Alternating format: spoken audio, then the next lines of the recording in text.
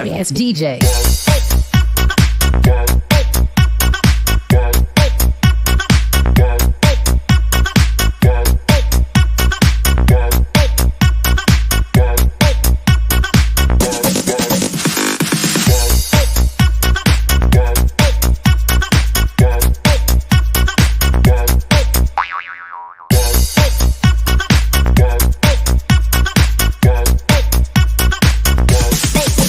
Get some.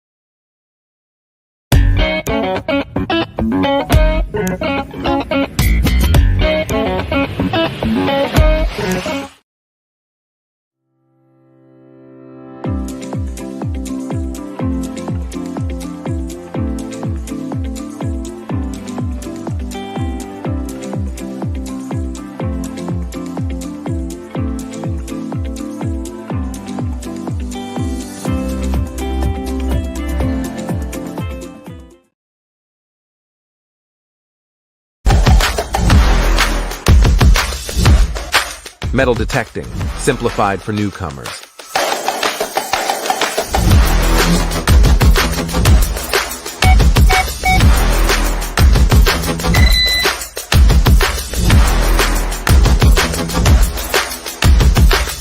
Exceptional stability in salt water.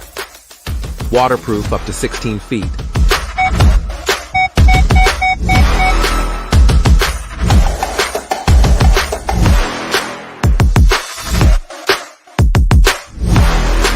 Impressive depth and discrimination, similar to a high-end detector.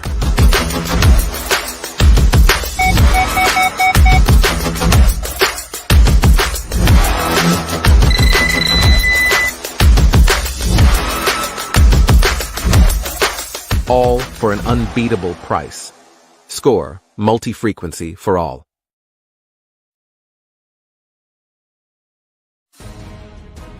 Many spend their days passively searching for something interesting to do.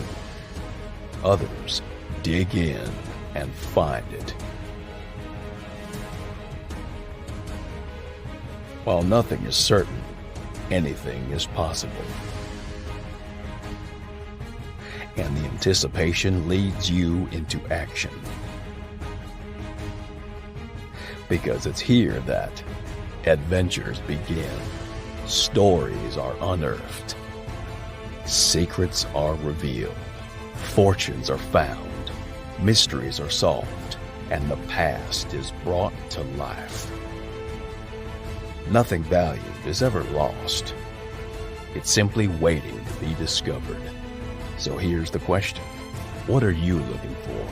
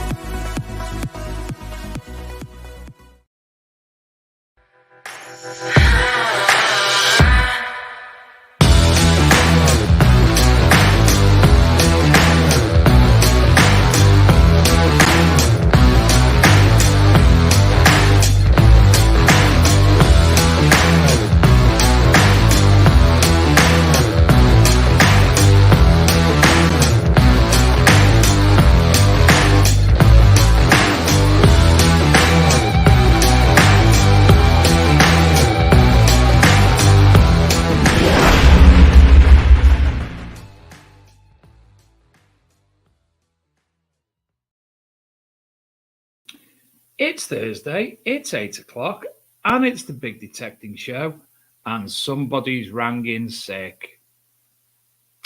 Yes, Mr. Badger himself's a little bit poorly. He's got the sickness bug and he won't be with us tonight. But we have a tremendous guest lined up to chat with tonight anyway. So it'll be just me and him. Because Shane's not well either. Everyone's dropping like flies. What's up with you all? Look at it. I'm here and I'm Mr. Sick. Anyway, before we start the show tonight, I'm going to have a little rant. Now, for those of you who watch the show, you know that we take ourselves not very seriously, but we try to take the content seriously.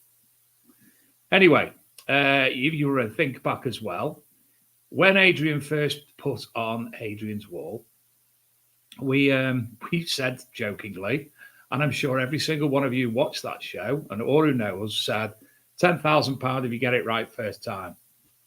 And it was right first time. Well, suddenly it's come back to bite us on the balls because said person and all his little cronies have come out calling us out where that 10 grand is. Anyway, just like to point out that the Big Detecting Show is completely and utterly self-funded by myself, Adrian and Luke. We make absolutely no profit out of it.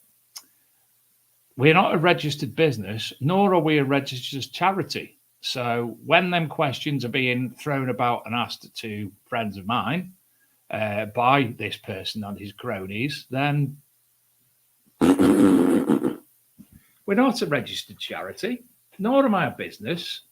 Me and Adrian work, and Luke all work full-time ourselves. This is done as a hobby in our spare time. And honestly, if I really, really wanted to, I wouldn't do the show because I'm quite happy being lazy and sat on the couch, but I'm enjoying it. Enjoy having a crack with my mate. I enjoy other things. So I'll cut that off because Shane's had all sorts of phone calls today and it's all said and done. We're not in any way, shape or form making any money out of it. We're doing it for this. And if said person would like to come and see me on face-to-face, one-to-one, I'd be more than happy to have that conversation with him. But probably his little shit house and he won't. But the offer is there. Anyway, moving on.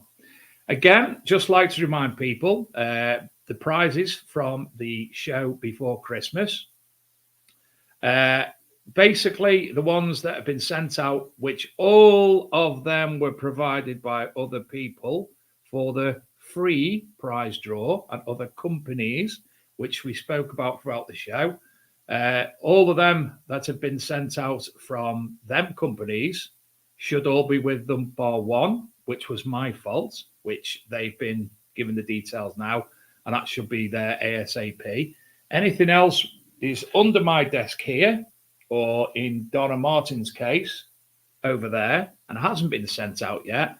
A, because as Derek Gibbon will confirm, I am pap at sending things out, but also being that time of the year and the business I work for struggling quite badly, I've been left in a hole financially, and unfortunately, I have not been able to sort that out, plus when I was in hospital as well. So all that's out, all that's done. Hope you're all well. Hope you've all found lots of nice things. Diggers Den Tezza sent me a message before. Not got to look at it because I've been in meetings all day, Tezza. So I know it's there and I will have a look, but I've not looked yet. And I also need to speak to Nick West. I've messaged Adrian and I'm just waiting for his housing manager to confirm what are the dates that we've come up with anyway. So I think that's everything, all the parish notices.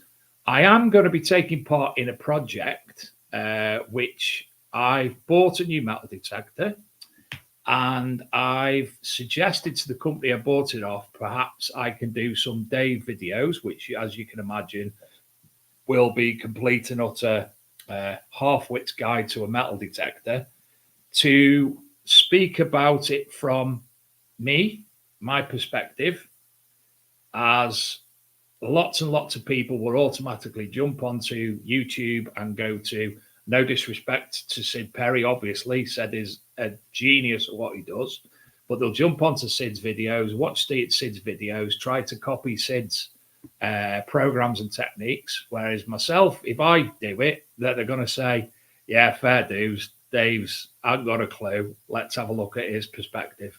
So I've offered to do this, or we've discussed it, and we've suggested this as a perspective, as a project that we're going to be doing in the future. So yes, and you're all going to giggle at when you actually see what that machine is as well, because it's way above my ability. Anyway, moving on. Let's bring on tonight's guest. It's that lovely Mr. Tomlinson. How are you, Steve? Good evening, Mr. Sadler. Very well, you? Thank you. Obviously, I know you're in such high esteem now. It was very difficult to get you on the show because obviously people from all over the world are trying to get you on the telly now. So we're very lucky to have you. It's always space for you, mate. So for those of you people who don't know Steve, he joined us just before Christmas. He's joined us previously in the past. I've got a lot of time for Steve. I love hearing his tales and especially seeing his finds. But Steve, tell us a little bit about yourself. Yeah, well, I work as a professional archaeologist and also a very keen mudlarker as well. So a bit of both worlds there. A living and a hobby stroke living, which is really good. Yeah, absolutely. Love all of it, really. I spend most of my time along with a big Liverpool fan, along with you, Dave. Sort of like, of course, like the Reds at the moment. And, sort of like watching those quite a lot as well, which is brilliant. Yeah, so Good man. Yeah, great. Yeah, top. But yeah. That's you. Well, and you live in Kent? Yes, I live in Kent. Yeah, live in the Isle of Thanet. So right down on the east corner. So now, the Isle of Thanet thing was a complete and utter because Joan Allen would have run. I think it was Joan Allen running some metal detecting events there over the last few years, and I'd never heard of the Isle of Thanet. I'm like, where's that? I heard of the Isle of Anglesey and the Isle of Wight and the Isle of Man. I was like, Isle of Thanet, what's that? Yeah, and it was only actually looking into it again because I'm sure there's people other than me that don't know. Tell us about the Isle of Thanet and why it's the Isle of Thanet. Yeah, do you remember Only Fools and Horses? So probably one key episode, the trip to Margate. Yeah. Well, I don't live far from there actually, just up the coast from there. But a lot of history Thanet actually over the years. Margate, Ramsgate. Birchington, well, especially Margate's a fantastic history. It's kind of like a kind of popular destination for holiday people, really, over hundreds of years. It's gone a bit of decline recently, to say the least. With we've got Dreamland there, which has unfortunately suffered over recent years, really, amusement park. But it's getting back on track now. People always visit Margate. It's a lovely beach down there. But it's slightly different now to what it used to be. But the coastline in Thanet is lovely. It is very, very nice. And it goes right the way through to Westgate, Minnis Bay, through to Birchington, Reculver, where Reculver Towers is. It really is, yeah. It's like a lot of places. There's rundown areas, but some lovely areas as well. But I think and it's actually an isle. Yeah, it is. It's right on the tip of the East Kent coast. Yeah. So right down the bottom on the right-hand side, yeah. Accessed by bridge? Literally straight off the Thanet Way, and that takes you into sort of Manston area, where the airport is. Or hopefully the airport's going to be running within the next 5 years. But so it's always been popular with tourists. Yeah. As you can see, I've absolutely no knowledge of the no. When it comes to history, just looking at the finds that were coming up from the digs there over the last few years, and it really does look astounding for its history anyway. It's amazing, yeah, especially in Margate, because, over hundreds of years, especially all the ships that used to come into the harbour, huge history. The beach is absolutely jam-packed, especially during the Victorian days. You couldn't get on the beach, Dave, to be honest. You can't move. Were you there? Well, I may look a bit like, a couple more extra grey lines, mate. But I thought I'd bust them over tonight. But yeah, finds line, brilliant. Yeah, fashion clay pipes turn up down there, from the 1800s and things, and 1700s, and even earlier sometimes. But Wow. But yeah, quite a few people go beachcombing down there. And well, the first time we got in contact, when you first appeared on the show, you actually found a full Roman vessel, didn't you, when you were mudlarking? Yes, I did. Yes, via the media, we communicated. You came on and told us all about that. Yeah, indeed. Yeah. It's that's fantastic. Yeah, to think of sort of Roman pot come out of the mud after sort of 1900 years was quite quite amazing, really. Yeah, and it wasn't small either. No, it's quite a big one. It is sort of second century. So it's been fantastic. Just find things like that as well, and it's crazy. And I've been lucky enough to find 7 more since. So it's been quite a nice little certain areas mudlarking where it's luck of the draw on a day, really, isn't it? It's a bit like metal detector where you can go out and some days. Okay, you don't do very well, but to me, it's the enjoyment of doing it. It's not necessarily, making sure you come home with something. It's enjoying what you do, and if you come home with an empty bag, you come home with an empty bag. It's just the love of it, really, isn't it? Mm. Yeah, so, I mean, mudlarking for me, I get to mudlark to a degree. There's a small little.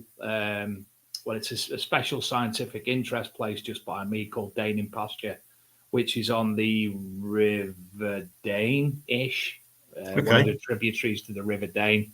And it's not a big river, this particular place. You have to walk down the Congleton lines, the old rail track, to get to it. But it's absolutely stunning there, and you can see the erosion that's occurring. And you pick up loads of pottery. My little lad loved when he was little going down there just to collect his pottery. Yeah, he's still got a back wall full of it. So that's really been my mudlarking, because from Ellesmere Port, where I'm from, the River Mersey, we couldn't access that because the Manchester Ship Canal was in the way. Okay. Where that's somewhere I'd love to go to and metal detect. There's an island down I can't remember what it was called. Someone will remind me at some point. There was an island down the middle, obviously between the River Mersey Island, Manchester Ship Canal. Love to go on there. I've always wanted to go on there because it had all such related to the old abbeys and such like. But Deadman's? No, that wasn't it. Anyway, I'd love to have always gone on there, but obviously we couldn't get to the river, so you couldn't do anything there. Yeah. When it come out, it was more, New Brighton. Yeah. So that was sand, i.e. the beaches and such like. The River Dee on the other side, that was weird because you had like Thurston and that was all right to get onto, but then you had other areas which are all marshland, so you couldn't do anything on. Yeah, quite dangerous. Yeah. Excuse me. So I've never really been able to in this area, but I absolutely love, to get and do the likes of Laura Makelem and Nicola White down at the River Thames. One of the Nicola's fantastic, isn't she? Yeah. The amount of I love watching her videos. It's just amazing what she finds. Yeah, absolutely brilliant. Something like that would really, really attract me. So exciting, yeah. Because whatever you're going to pick up from the River Thames, it ain't going to be. I mean, to them, it's like, oh yeah, it's just another bit of this. But to me, it's like, oh, look what I found. Yeah, that's it. I know. That's the thing. I mean, when I first started finding, there's sort of all bits of pottery and things, and I find it so interesting because to me, if you got like a name on it, I'm thinking, I don't know that name. I just research it, and I love the research side of it as well because I mean it's just fascinating. How old is this? Where did this come from?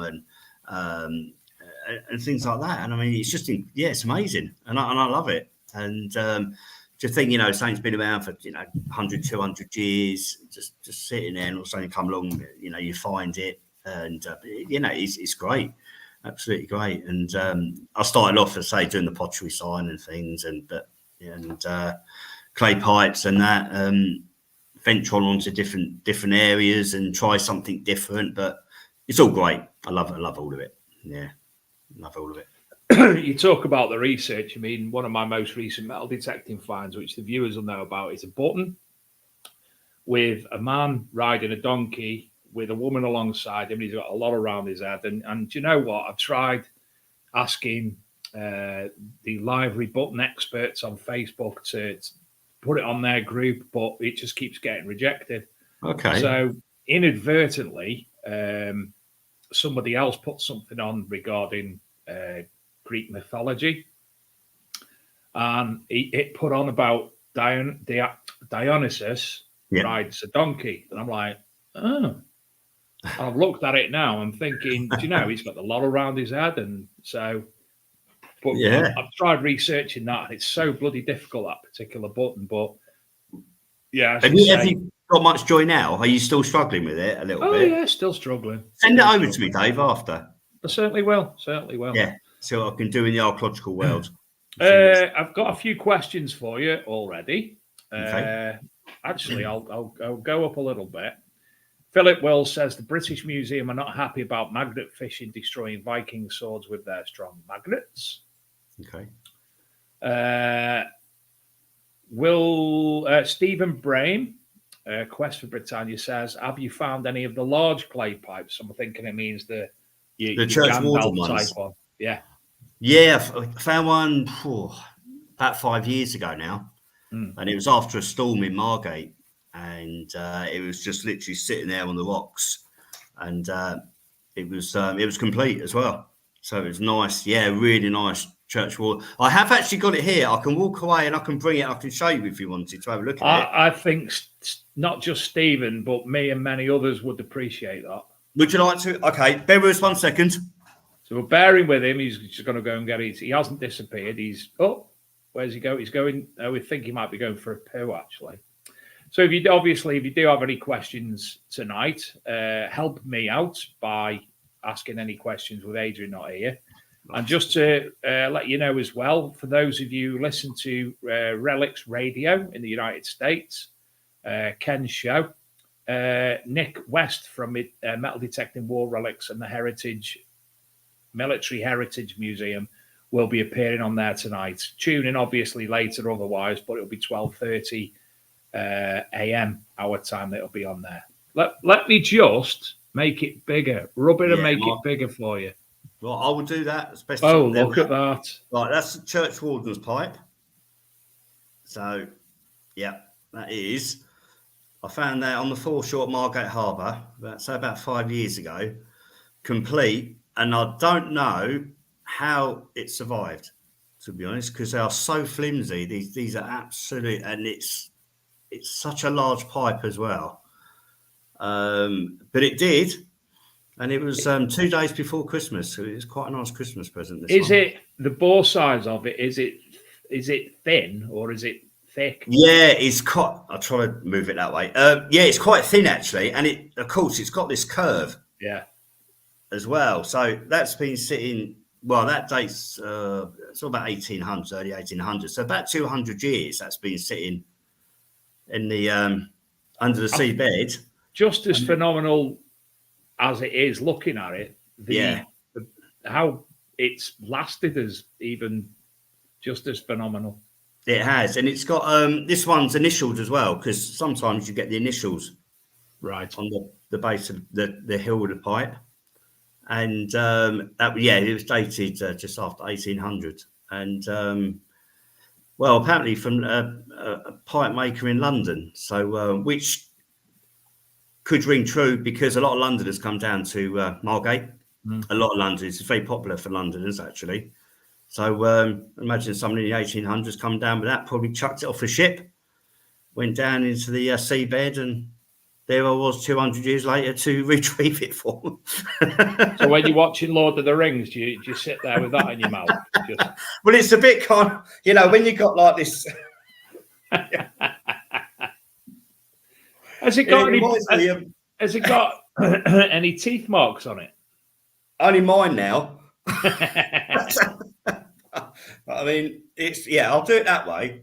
There you go. That's mental. Absolutely It's mad. mental. And I believe that the church warden, why it was called Church Warden's Pipe, is the fact that it was a, this story is true, a gravedigger was seen smoking it in a churchyard. And that's where apparently the name originated from. It was a church warden. Wow. Looks after the grounds. So whether that's true or not, but yeah. Let me just skip. Will Way asks, any tips on mudlarking, as I've tried in a muddy part of a field on one of my permissions, but as to date I've found nothing. Where am I going wrong? It's probably because you're mudlarking in a field and not by the foreshore. Yeah, I mean,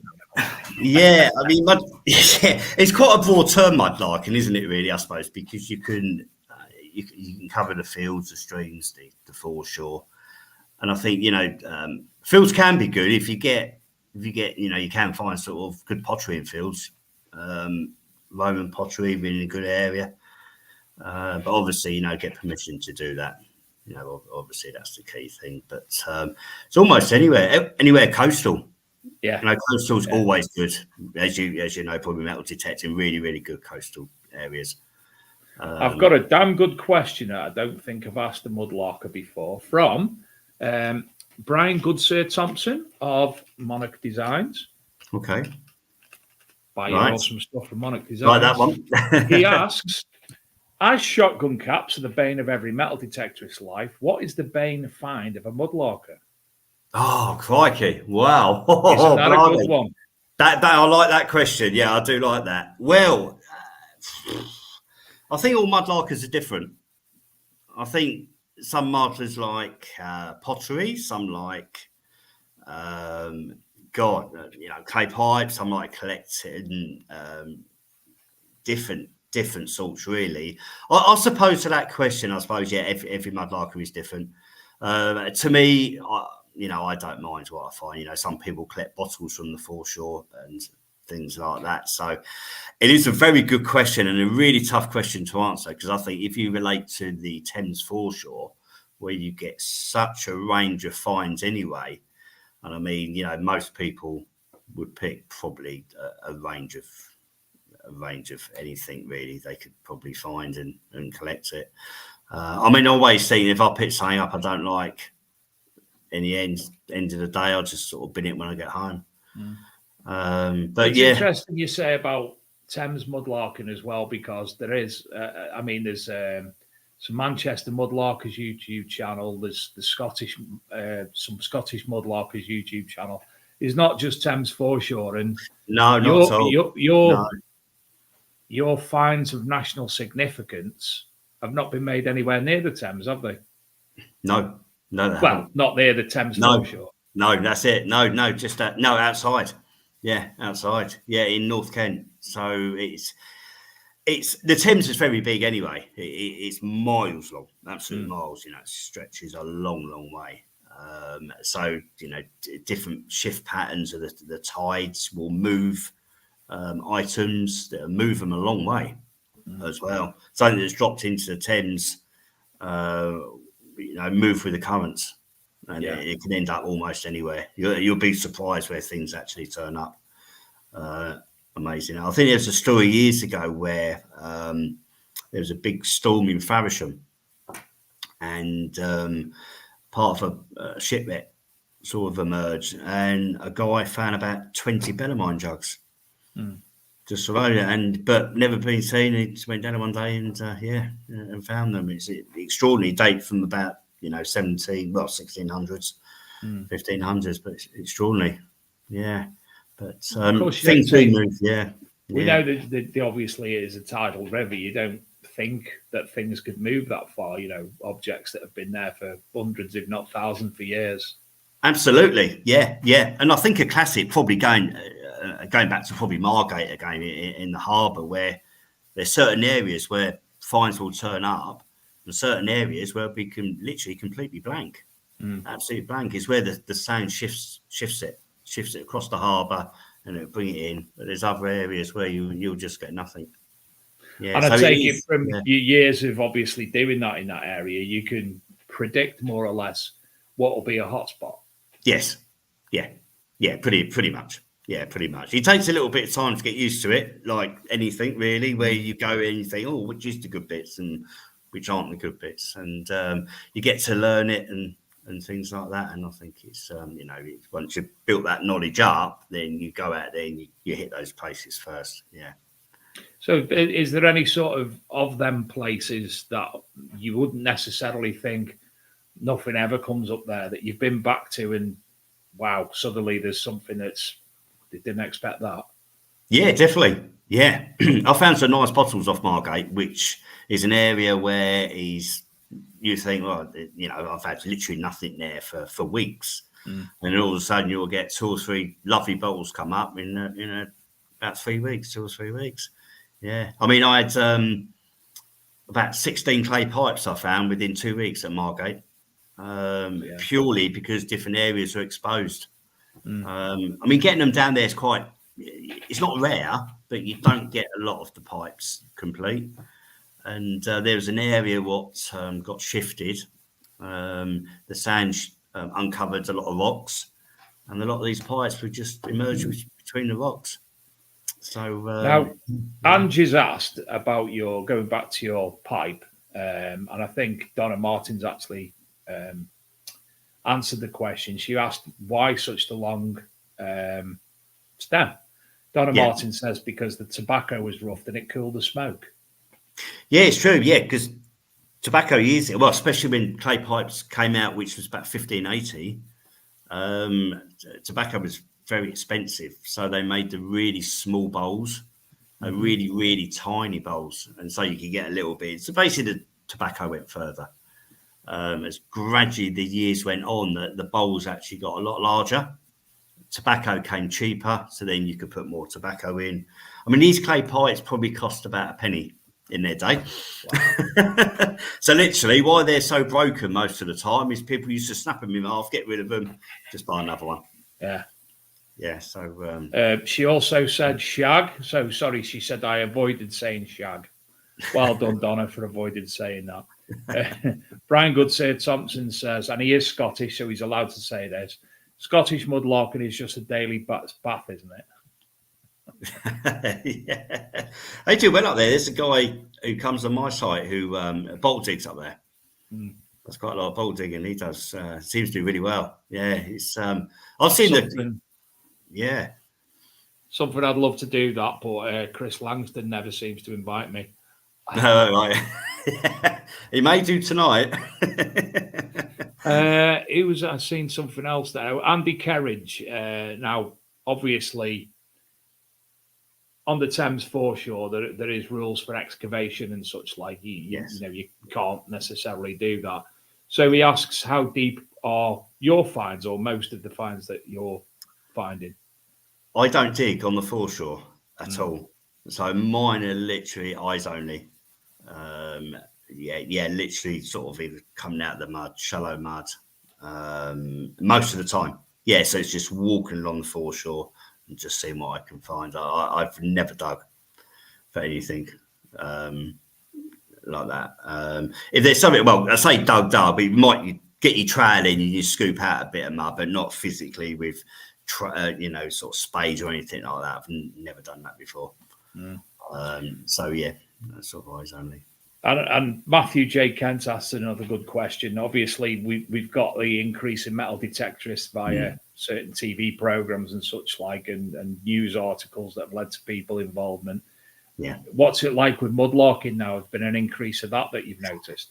Yeah, they have. They stopped the permits in London now because there's so many. They can't physically stop you going on the foreshore, but you're not allowed to pick up without permits. So you can't literally bag stuff up like permit holders would. But literally, there's a lot of places you can still sort of generally walk. A lot of publics still walk on the foreshore. Yeah, a lot of places. But without licenses, you physically can't do it. Yeah, you just can't mudlark. But massive increase. I think it's really taken off, and I think probably going back 5-6 years ago, there's probably 50% less people doing it. And it's mad, isn't it? Because all right, YouTube has helped that, and obviously social media groups has helped that. But there was a TV program 10 years ago with Suggs introducing it, which was, full on mudlarking, and that's right. That sort of increase didn't occur. Yeah, absolutely. And I think people probably going back about 10 years ago were interested, but never really did it.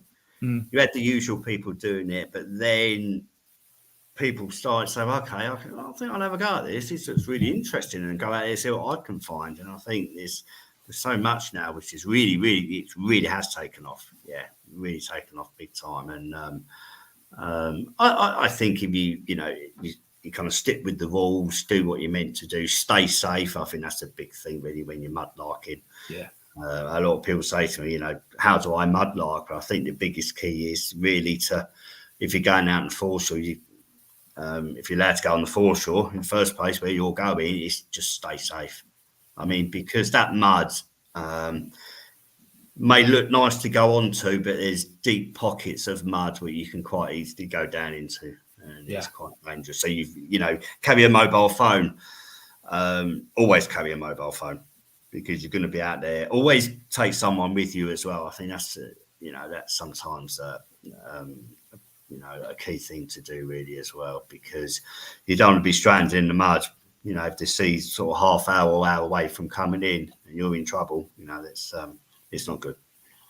And I bet you've got an app or a website saved on your phone with all the tidal times, haven't you? Yeah. Yeah, I have. I've lost my welly before. I mean, I must admit. You sort of like, it's quite weird, because you go down into the mud, and you sort of like, if you go down quite deep, you're sort of like, because you've got Wellington boots are quite open at the top, so the air goes into the Wellington boot. And of course, you're trying to struggle to, like, your welly's going down, and you're trying to get your foot out, but it won't let you. So it's a bit of it can be a bit dangerous at times.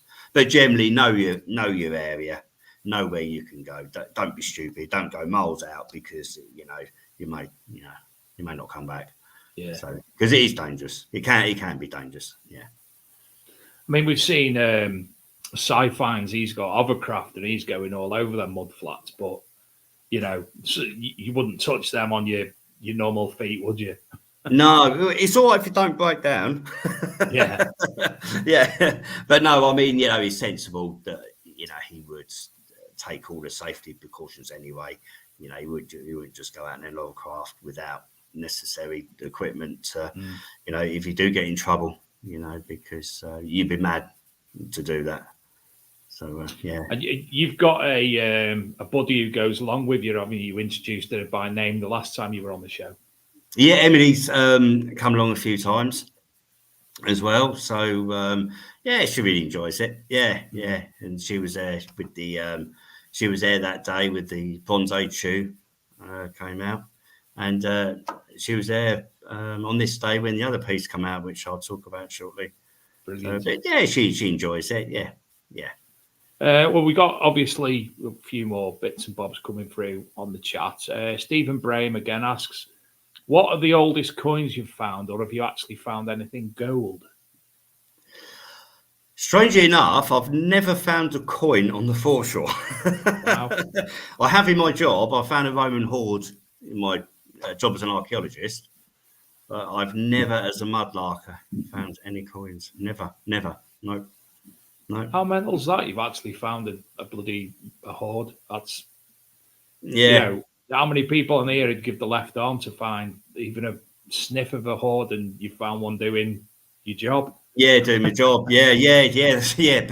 But never on the foreshore. Yeah, done it my job, but never in my job. So yeah.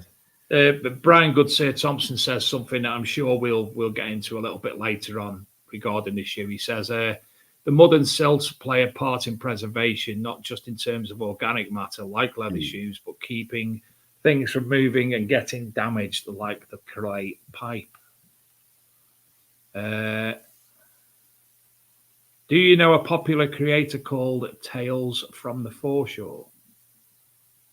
No, I don't. No. Steve, are you always happy to find a large party? Easy now, Tiger. I can do another one.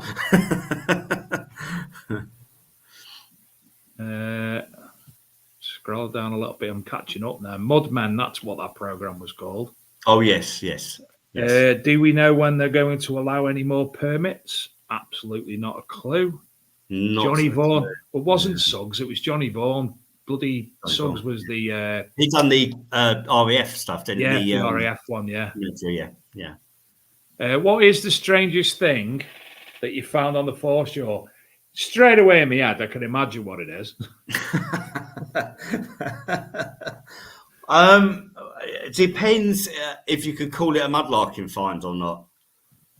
I found a packet of pants, modern pants, a few years ago, which were kind of like they're out the packet but lined up on the foreshore, which was and of all the people who would have loved to carry on that conversation, he's tonight on the sick. I thought I'd bring it up now, otherwise he might get involved a little bit in this one, mightn't he? But that's the strangest. Yeah, I suppose in that sense, I don't know what that was about or who had done it, but there was 5 pants and they were kind of like all in a row. So I really don't know, but that's the weirdest. Probably the strangest find was probably a porcelain doll. With sort of like 2 legs off and 1 arm off, but 1 arm remaining with the head, which was a little bit weird. And someone had sort of drawn on the doll to make it really, really creepy. So that was quite a weird one, actually. Yeah, I didn't bring it home. I kind of left it there. I thought it might be a bit kind of cursed or something. So I didn't pick it up. Actually like the pants. The pants bit was more fun. Yeah. I was thinking about some form of, I don't know, suggestive phallic instrument. I don't know if there was a string attached. It was some kind of flag, weird flag or not. I really don't know. I didn't investigate him, Dave. I just left him. It might have been a rest area for some doggers, and it was like, take these if you need them. Yeah, been great coming home with that one, wouldn't it? 5 pairs of pants. Yeah. What have you found tonight, my love? 5 pairs of pants. Yeah. You come in the wash for me. They weren't even my size either, so they're completely useless all round, to be honest. So, your job, your profession is that of an archaeologist, and basically, we've spoken in the past. You've mentioned it before. You're being a mudlarker. That's led into a profession, hasn't it?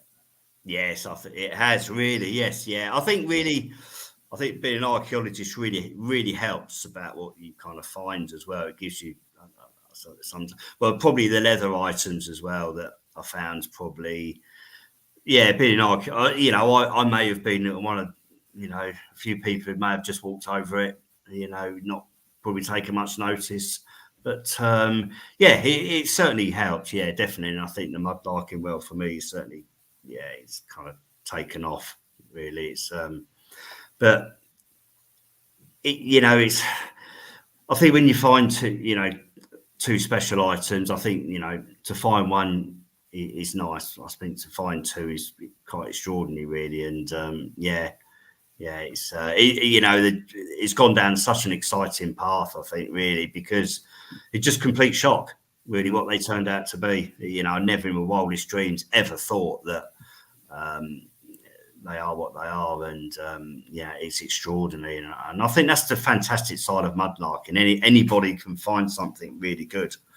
There's a lot of mudlarkers out there, and everybody has a chance. And this was, I suppose, my day or my 2 days, really. But it's never expected. It'll probably never happen ever again. But very, very unexpected. Yeah. And let's bring on these bits and bobs, shall we? So right. I've got them in which way am I going here? So that's the first image that you've sent me. Okay, right. Is there a larger one? There might be a larger with the complete leather. Right, if you go to that one on top row, top right. That one? Yeah. Right, that's it. Right, okay. Right, So, that. just for a bit of context, we just recently had the latest series of Digging for Britain on the BBC. And obviously, episode 5, you made an appearance of It by Magic. I did. Yes. Yeah. And it was to discuss this shoe that you found down on Mudlarking, which turned out to be, I'll leave that to you. Yeah, right. Yeah, the shoe. Well, yeah, the shoe itself was extraordinary, really, because it was just off the muddy area of the foreshore. And when I first found it, I thought it was kind of medieval. Do you want to? Is that shoe up there, Dave? Do you want to bring that shoe? Sorry, to that bottom left picture with the orange. That's the one. Okay, right. That's the actual shoe itself. So that was laying upside down, just on the edge of the mud on the foreshore. And when I looked at it, I thought this, it got an inkling this is really good. But I actually thought it was medieval. I actually thought it was some kind of medieval kind of turn shoe. But I had an inkling it was good either way. So I took it home and sent a bit off to be carbon dated in Scotland. And the carbon dating result came back 4 weeks later with a date of 888 to 781 BC. So I was standing in my living room with a cup of tea in my hand, which nearly went all over the carpet at the time, because it worked out 2,910 to 2,803 years old. So at that point of the carbon dating result, it was the oldest shoe found in the British Isles. Mm-hmm. So the gentleman said to me, he said, "This is extremely rare. Do you want it carbon dated again?" And I went, "Yes, please. Yeah, we'll do it again just to make sure." So he carbon dated again. 4 weeks later, just after Christmas, it came back with exactly the same result. They said, "This is what it is." So it turned out officially to be the oldest British shoe found in the British Isles, which is in the late Bronze Age period. And today, as far as we know, it's the smallest Bronze Age shoe ever found in the world. Wow. It measures roughly 15 centimeters, which is a toddler's shoe, roughly about the age of probably 9 months to 3 years. Bronze Age people were slightly different in size them days to what we are now, so they're a little bit smaller. So we have to go on the sizing of what we think the modern day sizes then were to the modern day sizes of today. So yeah, I kept it quiet for 5 months before the news was released on this.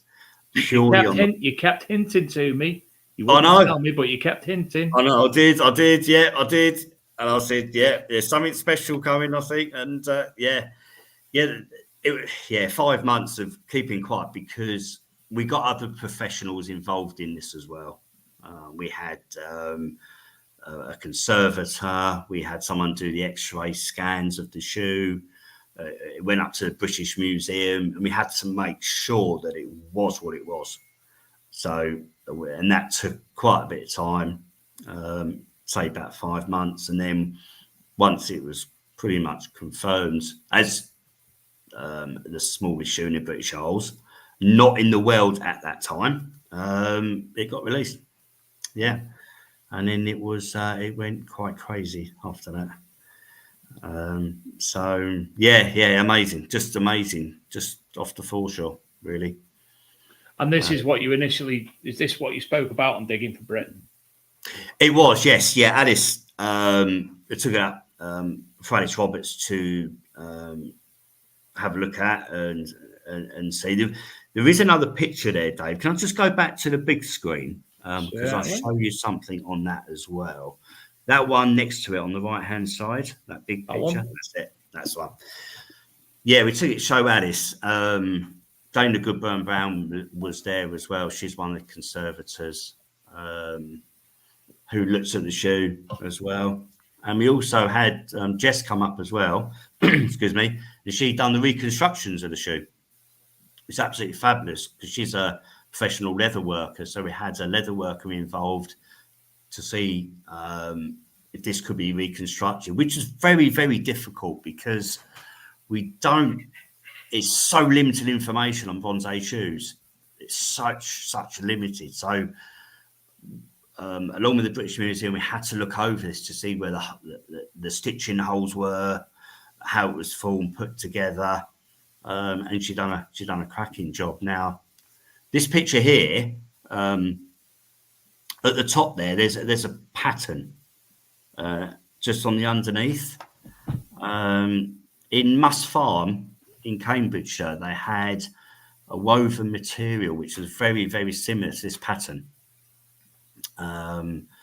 which dated again around about 3,000 years old. But that wasn't leather, that was just a woven material. So no, absolutely incredible. So it went up to Digging for Britain, and they showed it on there. And I think, Dave, there are another 2 pictures of the reconstructions of the shoes. I think I've sent you. Yeah. So 2 black shoe looking things. Yep, that's one of them.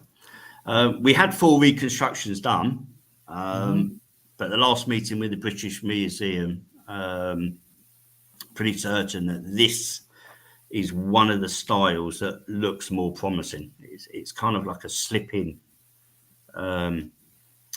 type of shoe with the laces were going down the side, and probably quite a tight. Yeah, that's what they call like a Cornish pasty style. That was quite known in the Bronze Age. Quite an easy slip on, and you had the laces sort of going through the side there, and slightly turned up at the front.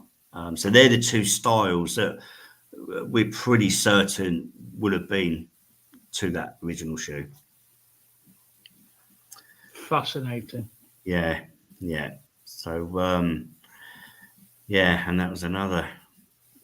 Yeah, and this was the second one on the foreshore with Emily that day.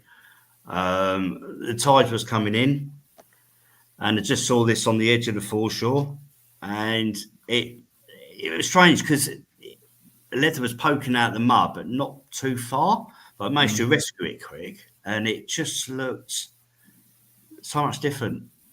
Really, really soft leather, very soft leather, which is very unusual, really unusual from the foreshore.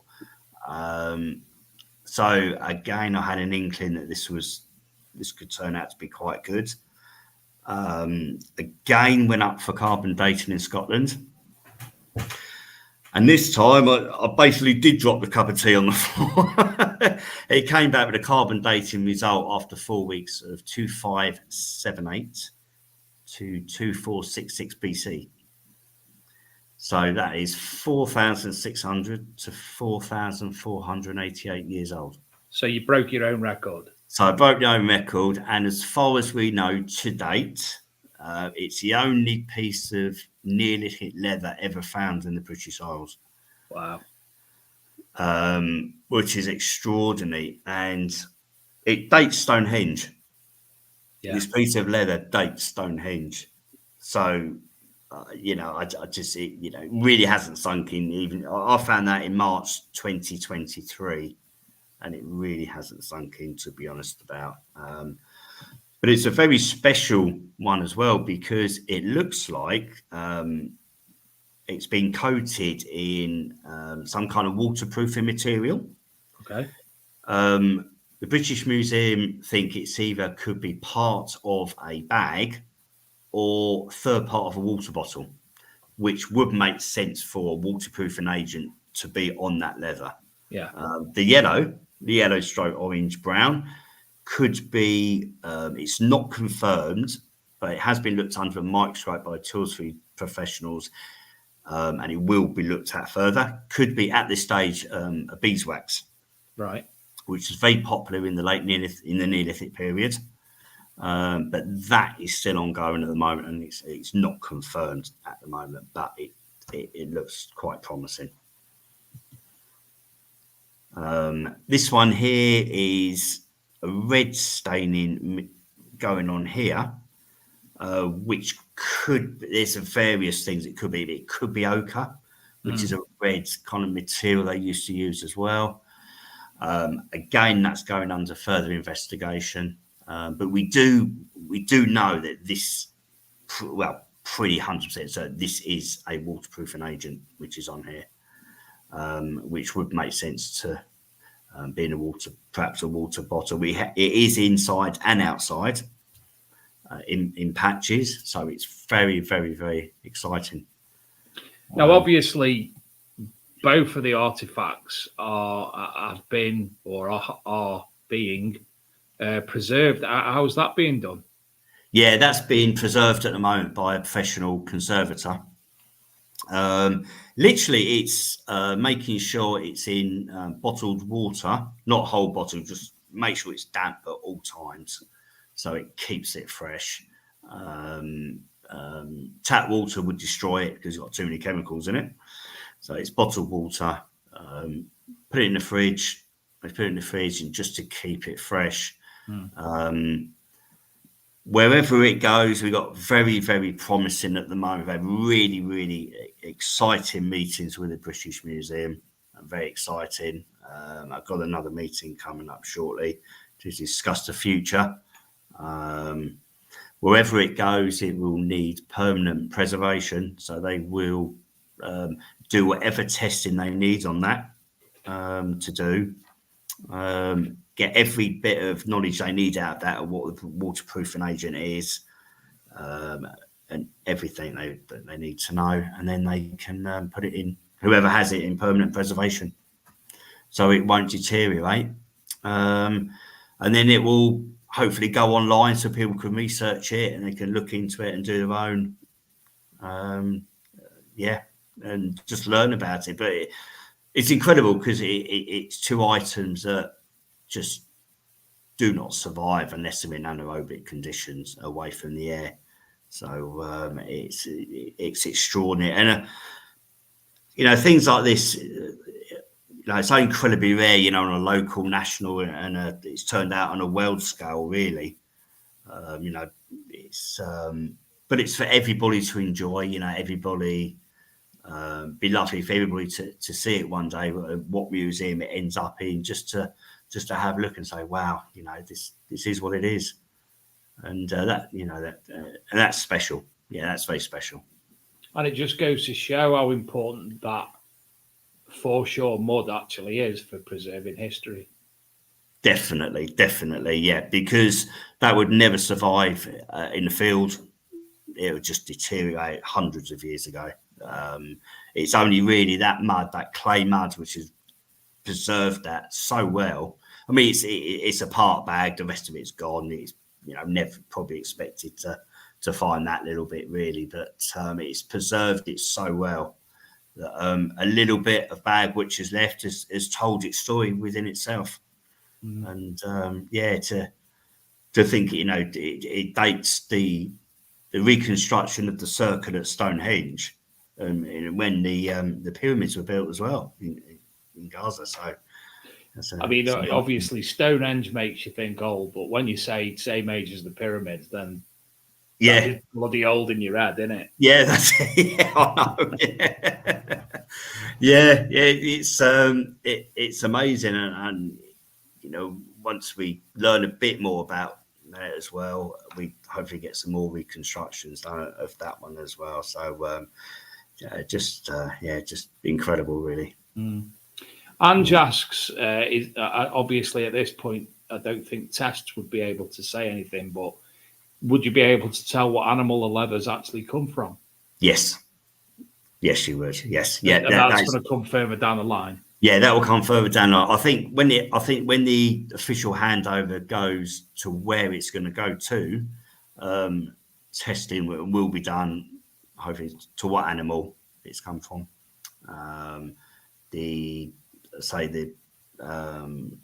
The waterproofing agents, what they may be. They could even be brain matter. They used to have brain matter years ago, which they used to use for waterproofing. So that could be a possibility. But yeah, all the tests. Can we still do that today by any chance? Well, we could try. Probably a few people love to do it to be honest. Yeah, but yeah, it's amazing. Yeah. But So yes, the original shoe that you found, has that test been concluded on that yet to find out what animal that's come from? No. They were looking to do some kind of DNA on that shoe, but it's very, very difficult. They were going to look, British Museum were going to look to see if there's any skin cells left, see where they come from, a boy or a girl. But it's extremely difficult because you literally have to dry that leather out to near enough dry, literally a hard stage. And it's too risky, I think, to perhaps go down that route. I think so. Possibly, I think there's prometrics, which is very similar to DNA, which is another route around it. But once again, it's a bit of a risk, really. So that may not be done. But there's certainly look at the layers of the shoe, which looks like there's definitely 2 layers, possibly a third, but we're not sure. We think the third may have split. So so we definitely got the 2, which is typical of a shoe anyway. Well, at the moment, is some people wanting to be mammoth and some people want it to be human. Yeah. Yeah, we do have some weirdos. What's the show?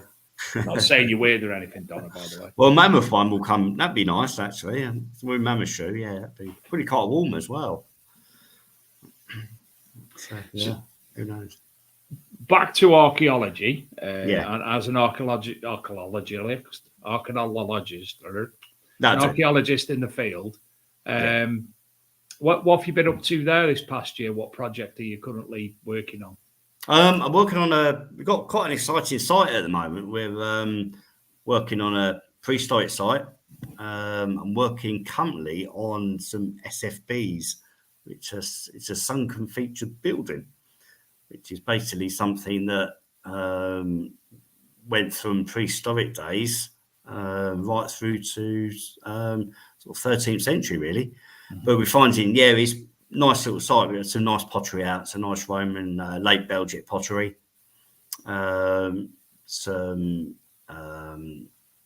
General bits of loads of oyster shells and food that they ate in them days, as they did. Absolutely hundreds of them. So that's what we went back earlier. That's the bane of the archaeologists on this. Well, yeah, I mean, it's quite. I think when I first started quite a few years ago, seeing about 100 oyster shells dating 2,000 years was quite exciting. But I think once you start kneeling on them and they hurt your kneecaps, they're everywhere. And it gets a bit man's Lego. Yeah, that's it. Yeah. And you come home with cuts on your knees. But it's still really exciting. I enjoy it. And I think, we found some like loom weights, what they use in the Iron Age, to wear tapestry and all that on their clothing. And so that's exciting. And,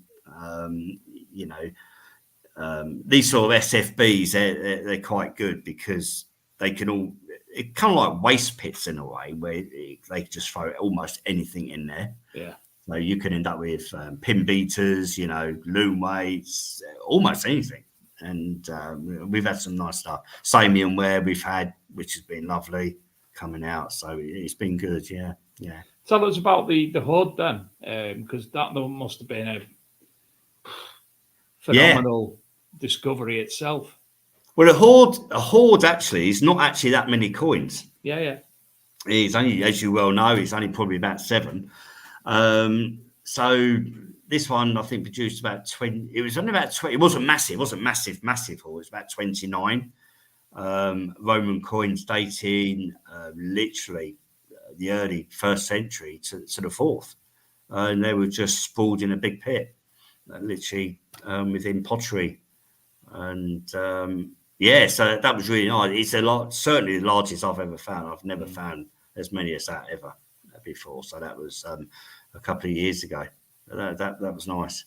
Yeah. I take it. So that particular site, we're not going to talk about site names or locations, but that particular site, what had led the team to actually identify that as a location worthy of an archaeological dig?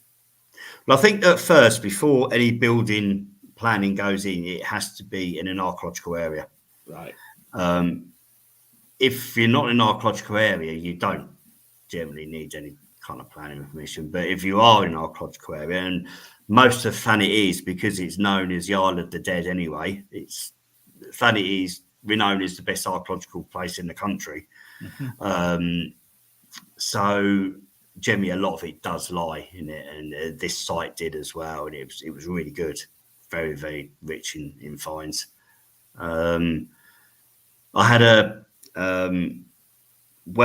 there was a Roman pit, and there was 5 pieces. It looked like some kind of dagger or something in it, but it was broken in 5 pieces, and it's hopefully being looked at, because they found one in Germany about 2 years ago, and this is exactly the same design as that one. It's all encrusted in all the iron and everything staining. Turned out to be a silver dagger, Roman silver dagger, and this one has got exactly the same shape. Wow. So I'm hoping, and that took 9 months to in preservation. Do you know what? I'm pretty sure I've shared a silver German Roman dagger on the Archaeology and Metal Detecting magazine. That could be the one. Yeah. Because that is very interesting. If it's, I'm just going to have to pull that up and have a, will it show me? Or is it something? In fact, it might be in me. I've got a photo, so I'll just send it to you on Messenger, Dave, at some point. Just seeing if I've binned it. I think a young lad found it, in Germany. Oh, I can't find it now. I'm pretty sure they have shared one this past week or so. Is it in that one? I remember seeing one anyway, but nonetheless, if it is the same one, wow, again. It's got the same so shape. Lucky. Well, it's got to stop eventually, Dave, I think, isn't it? But, yeah. Diggers Den Terry, he said the field he's been doing and the field that he's on are now under the archaeologist as well. And in 5 months, the houses are going up there. Yeah. So obviously an archaeological order on that. Yes. Yeah. It's always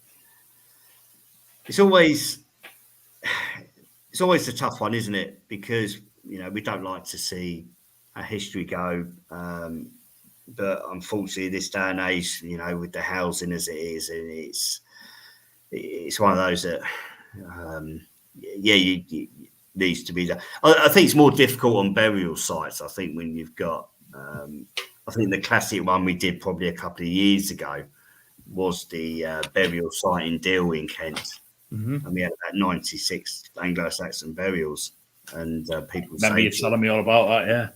Yeah, why are you removing them? Well, the problem is the foundations of the buildings will go through those skeletons and they'll smash them all up anyway. They'll just literally be absolutely smashed. So you take them out, and they do get reburied. They do get reburied, but it's always in it because people say, "Oh, why can't you just leave them there?" Well, we leave them there. The bulldozers are going to literally rip them to shreds. Or if somebody does a bit of home gardening 10 years later and they found a body under the ground, it all stops for tea again. Yeah, that's it. Yeah, so it's always, it's always, So when you say the reburied again, we're not going to discuss any, but how's that come about? Did he take it to a recognised cemetery, or where would they bury them again? Normally extremely close to the site they were originally at, which is normally most cases. But being, how many burials did you say? 96? About 96. Yeah. 96 burials obviously being removed and then reburied in a local churchyard, then you're going to be struggling for room there. You'll be in a churchyard, yeah, that's right. Yeah. Without the headstones as well. Yeah. Just be opening old ones up, stick a I know, yeah. In there. What a femur in that one. But that HS2, wasn't it? They had all the Victorian ones, didn't they? And that are about 800, wasn't it, or something? Was it they had there? Was it? Yes. Was HS2, wasn't it? So. Yeah. I remember the Victorian ones with loads of burials. Anyway. Yeah. And what about when they were digging through? Weren't they digging through layers in London to do the new tunnel system down there? And they dug through some form of burial site. Yeah. That could have been in one, actually, to be honest. But yeah, I mean, actually, hundreds of them, hundreds. Yeah, absolutely. Matthew Kent's just sent me some pictures. He said. Actually, if I'll go on to Facebook, obviously it'll be on there.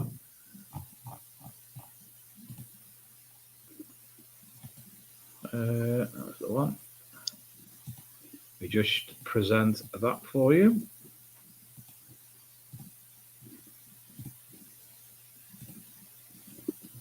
Is that the fella?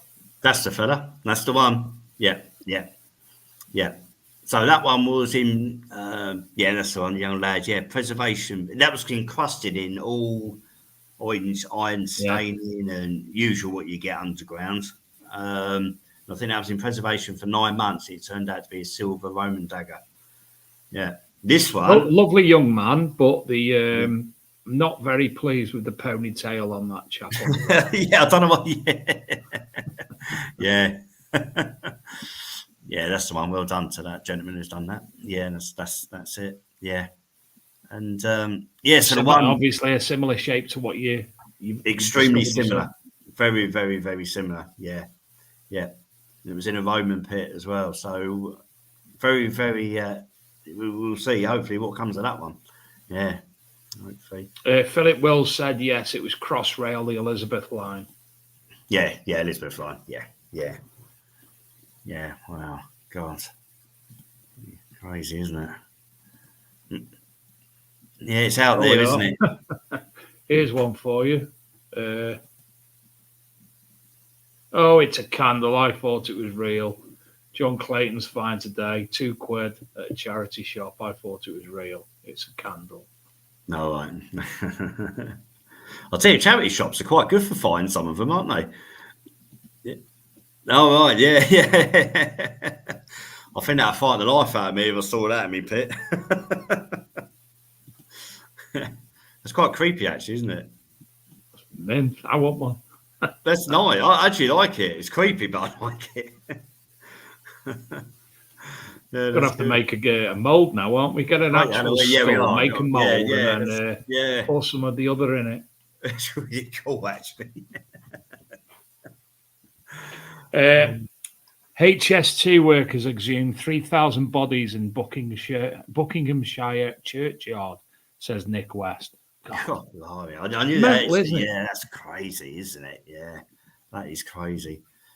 You know, when in the respects of that, all right, the one that was found by yourselves, you didn't necessarily know it was there. So, no, getting that to be re-put somebody else, you can understand it, but removing 3,000 bodies from a churchyard just to make way for a bloody railway that's not getting built above Crewe anymore. Yeah, I know. Anymore. Yeah.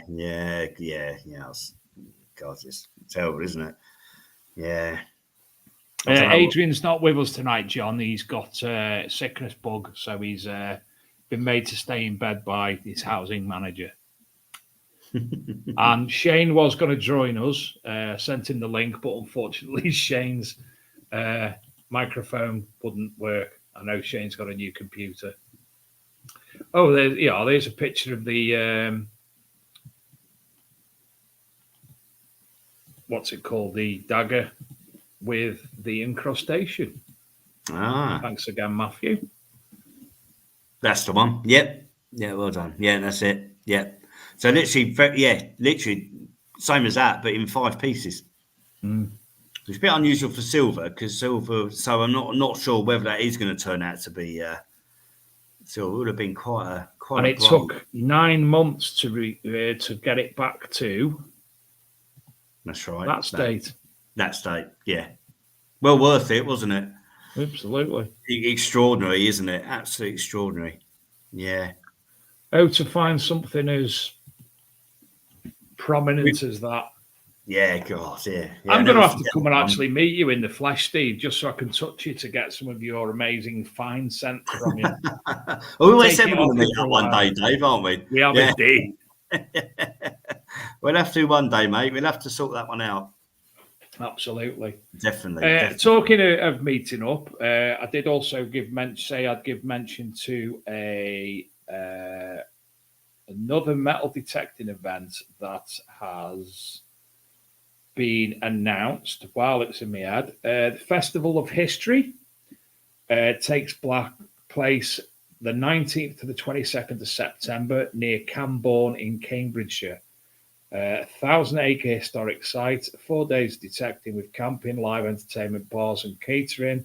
All proceeds from the raffle there going towards combat stress and kids at Christmas. If you're interested in finding out more about the Festival of History rally in September of this year, look for their Facebook group, Digging History UK. Because I know there's quite a few people who are actually interested in that. And it happens at the same time, I think, as Detectomania, which is the Scottish rally organised by Gary Robertson. So at least that weekend you have a choice. And I'm off the following week. Woohoo! Even better. Paul Song said it's a good group, that one. Last year was a very good event. And Matthew J. Kent said that's not very far from him. Good. Yeah. So what's next? You obviously back to work. Is it a Monday to Friday job? It's a Monday to Friday.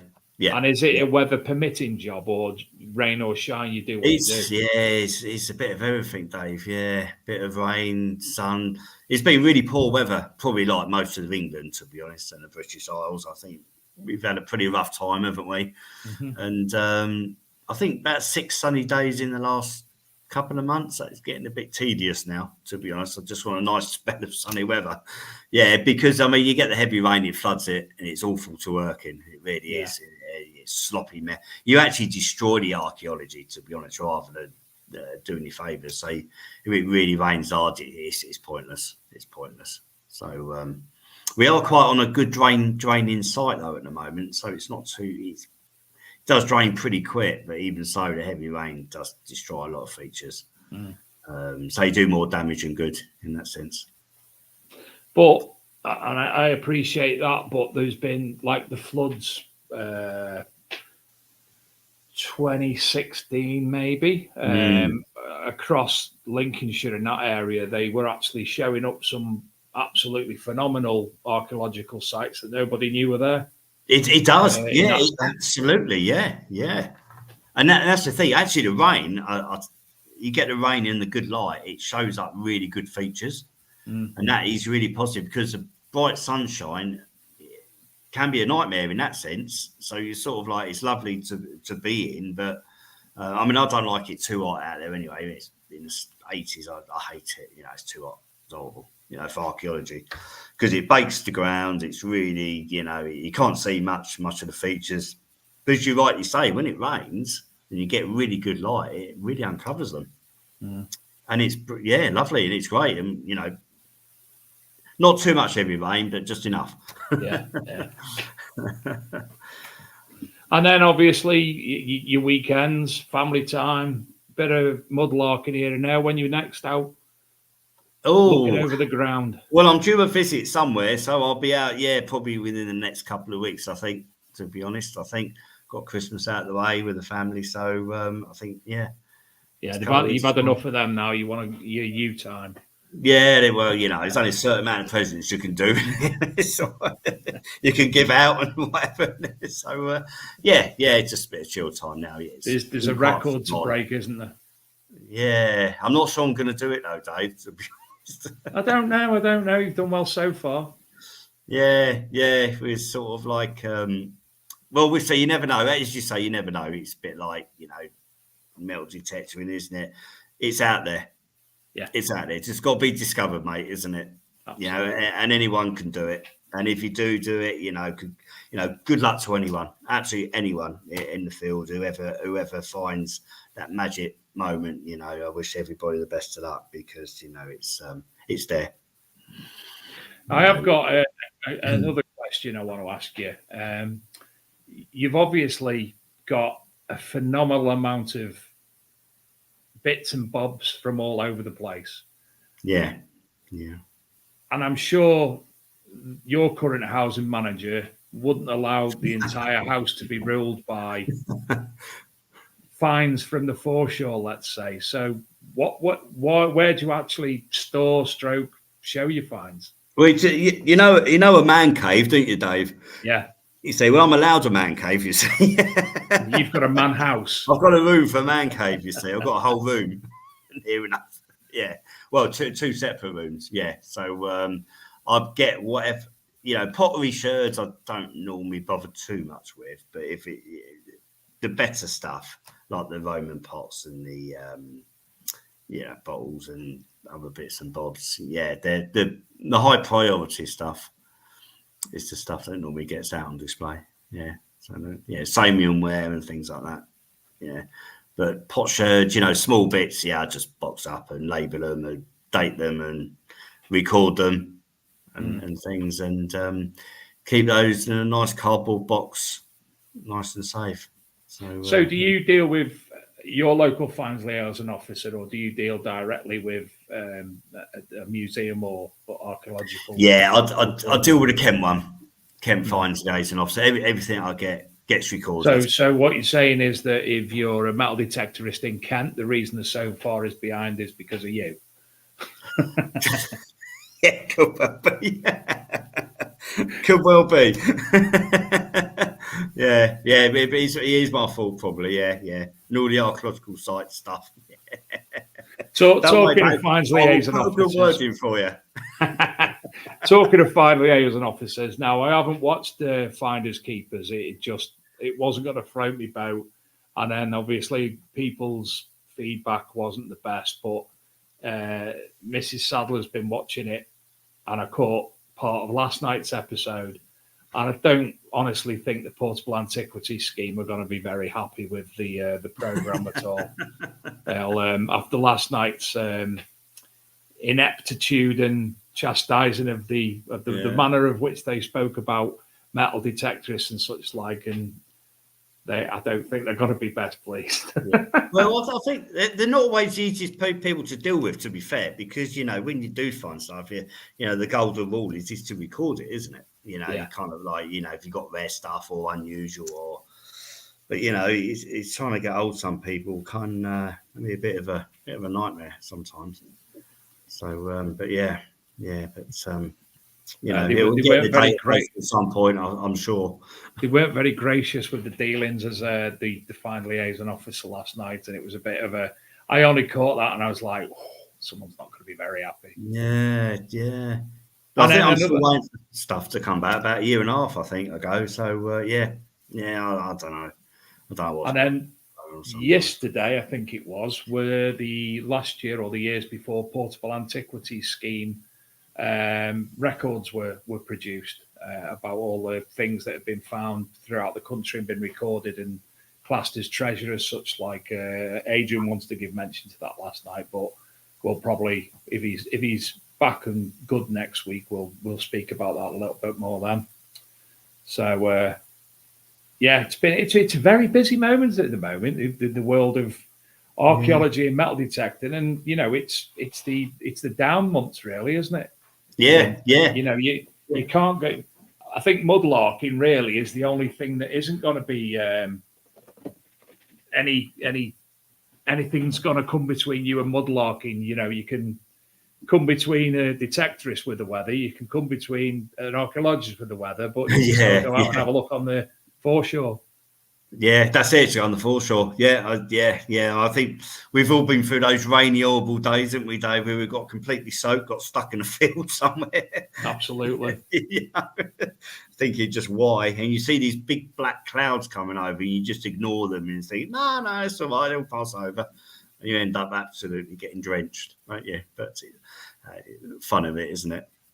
And then we've all been over the trench and got completely and utterly turned purple and then black at the back of your head from the sunburn that you haven't realised is ripping you apart at the back. Yeah, I know, that's another thing. Yeah. You start suffering from sunstroke. Yeah, that's it. Or trying to get an animal like a cow out of the way, or trying to get past it and they just won't let you past. It's quite a difficult thing sometimes. And have you ever found on an archaeological site that chickens are actually the best that the archaeologists ever? yeah. You hear that? Scraping on the ground, getting rid. Oh, let's look for our food. Yeah. And some of the things that they're pulling up is absolutely amazing. Well, that's right. How many badgers and rabbits find archaeological finds, don't they?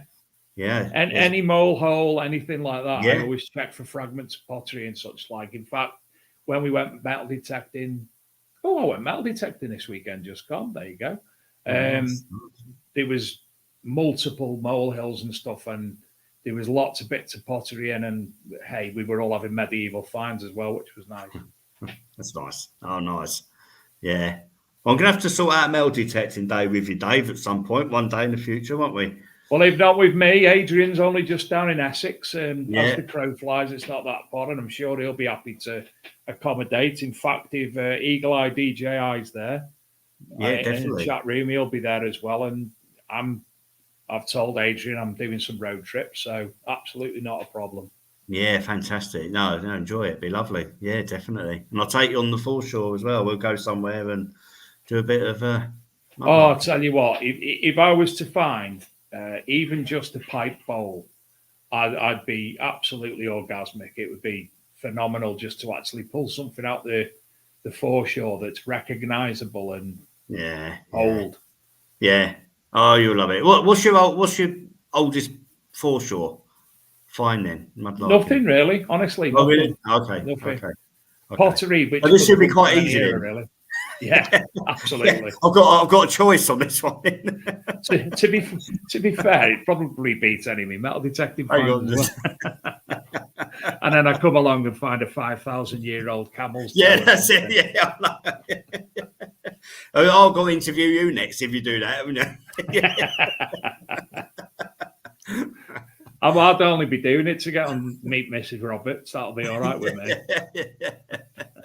I'll tell you what, but actually going back to that Ding for Britain, it was a fantastic experience. It was. I mean, it was 9 hours of filming overall. On fire again, there was, the time on the foreshore was a baking hot day, and it was, a few hours on there, and it was great. It was fantastic, and it's when you see a program how it's run behind the scenes, sometimes it's so different as well. It's amazing, all the cameras and all the computers and everything. It's just phenomenal. Yeah. It's a special moment. Yeah, I think. And it's there for you for life. It's there for your family. It's there for your future generations of the Tomlinsons to actually look back and say, "There's great granddad Tomlinson on the bloody telly there." Yeah, it's documented now. I don't know what I'm going to look like as a great granddad, mind you. I'll probably lose all my hair. Yeah, might have a few more wrinkles come up by then. But, yeah, I think. I mean, I think anything that opens up history is, for anyone who finds anything special, it opens up history and it opens it up for future generations, doesn't it? And I think this is what's so important, isn't it? I mean, people who, find Roman hoards or, metal detecting finds, which just open up finds that we just do not know about. And I think and I think that's the beauty of it. I think that's, so important. People can take over from there, can't they? Down the line, where when we're gone in time, they can and see see these finds, and and I think it's great. Yeah. Well, I can't say anything else other than congratulations. It's it's a pleasure seeing out all the things that you're pulling out. Thanks. And obviously, the Digging for Britain, it's well recognised now as probably the leading program regarding archaeology following. And I know Time Team's on YouTube, but obviously a lot of people still haven't tuned into YouTube. They're still waiting for it to come on telly. So it's probably the leading program of its type now. So, we've made it there. So, Steve, it's as ever, it's been an absolute pleasure having you on the show. Thank you very much, speaking to you. I mean, tonight again, an hour and a half, and it's gone Gone like gone that. in an instant. Yeah. It's been fantastic. I've missed me right-hand man as ever. So Adrian, get well soon, and Shane, get well soon. Yeah, indeed. And next week, currently, we haven't got a guest lined up, I don't think. I'm not sure. Don't think so. We do have Donna Martin in 2 weeks, who's asked me to ask her about the skull that she found metal when in the field. I don't know if it was metal detecting. I think it was human. That'll be interesting. Interesting one. Yeah. Isn't it? She's an archaeologist as well. Okay, excellent. So it was great guest to look forward to. Lovely. Plus, she's as mad as a box of frogs. Brilliant. Lovely. We hear her answer phone messages. Steve, thanks for joining us again. Thanks very much, Dave. We'll speak to you soon. Pleasure. Keep in touch, obviously, and Will do. Indeed. I'll make that road trip. So yeah, it'll be lovely. Lovely to see you. It will be. Yeah. Well, make it a weekend. Yeah, obviously. At least. Yeah. On a skill night. I mean, can't come down on a skill night. Yeah. Right, everyone. Sorry. Lovely. Brilliant. You take care anyway, Steve. And thanks, thank Dave. you, everybody. Cheers. If you're all out this week, good luck detecting. If you're not, good luck sat in the house. Have a good week, everybody. Night. Night. Come on.